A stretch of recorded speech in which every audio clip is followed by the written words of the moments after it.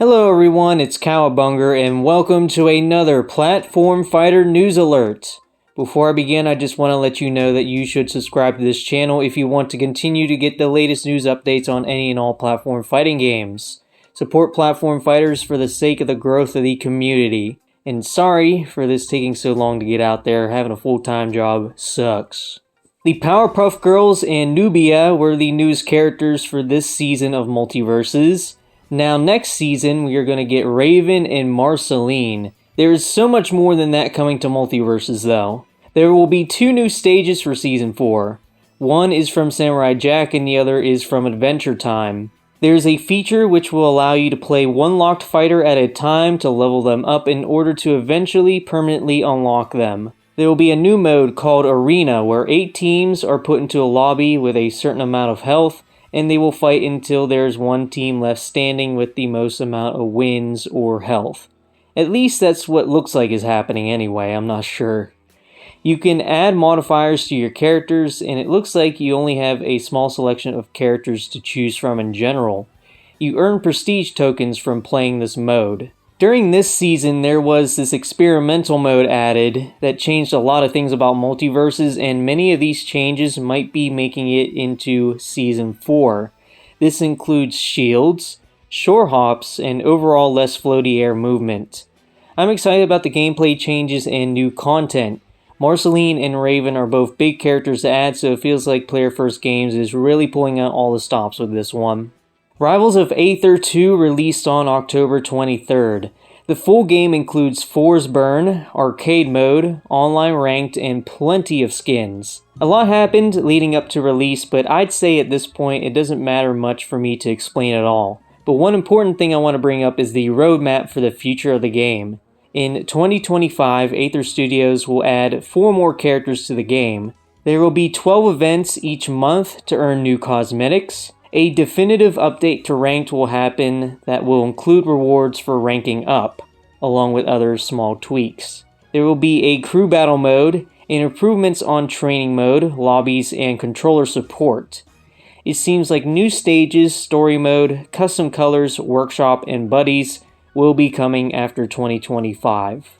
Prism Cross, a heavily modified version of Super Smash Bros. Crusade in development, had a direct to share many of the features they are adding to the game. I guess everyone cares about the characters the most, so let's go over the insane reveals from this direct. First, it was Mickey Mouse, then Snow White, which it's not the Disney Snow White, it's some anime girl and I don't know where she's from. There's Spider-Man, there's Hisu from Melty Blood, I hope that's how you say her name. There's good old Luigi, Sleeping Beauty, again, not the Disney one, she must be from the same thing as Snow White. Banjo-Kazooie are in, and they are different from the Crusade version of the character. Mech Hisui, cause why not, sure. Ryzen from Toho. Koli from Genshin Impact, what? Okay, there's also Masked Man from Mother 3. Here's Mash Kairi Light from Fate/Grand Order. Wait, is Haisu from Fate Grand Order actually? I don't know anymore. Then there's Guy from Street Fighter, of all the Street Fighter characters. There's Accelerator, who's just straight up from a manga/anime. Then, at the end of this direct, they revealed Doom Guy, which is like, finally bro, Doom Guy is finally in one of these fan games. But yeah, I think you guys are realizing why I'm talking about this so early into the video. It is just insane what is going on here from the roster alone, but that's not all this game will have to offer. There will be a classic mode, but it's called Gauntlet Run here.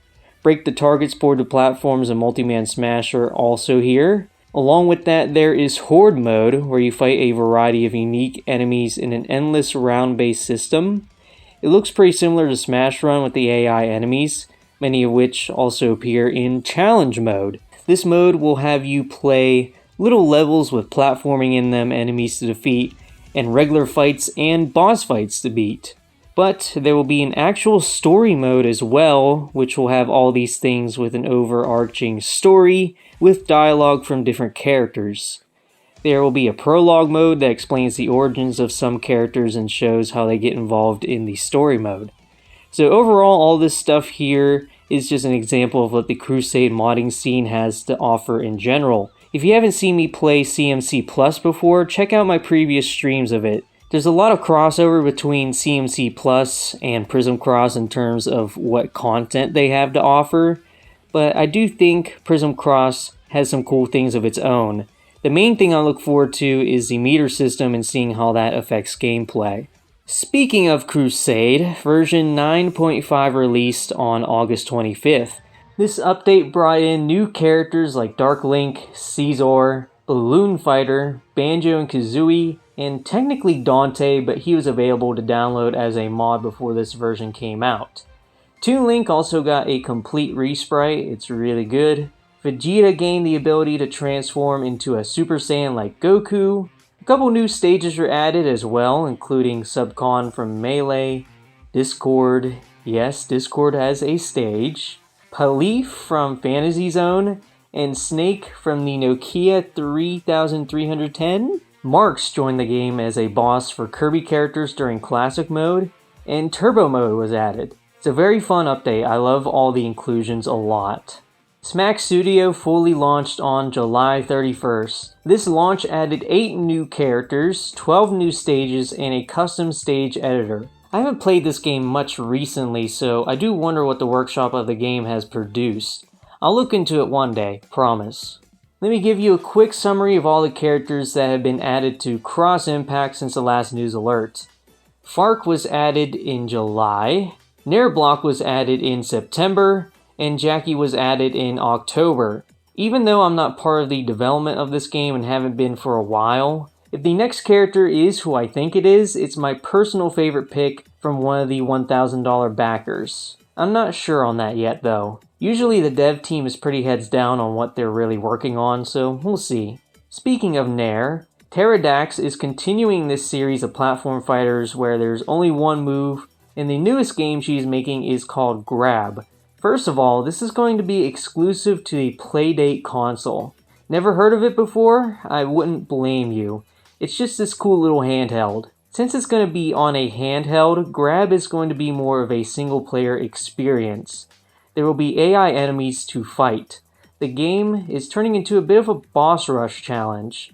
There will be 8 different fights with 8 different characters with their own unique attacks, so that is pretty cool. In general, Grab is not exactly what you would expect if you played Nair or Dare. Your only attack is a grab, but when you grab someone, you are able to swing them around while holding them.